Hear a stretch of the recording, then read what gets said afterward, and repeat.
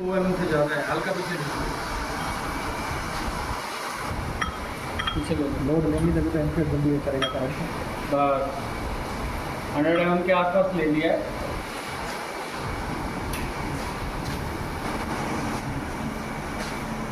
ये 80 किलोवाट की मशीन है और कॉयल अभी जो हमारे पास रेडी में थी उसी पे ट्रायल किया है।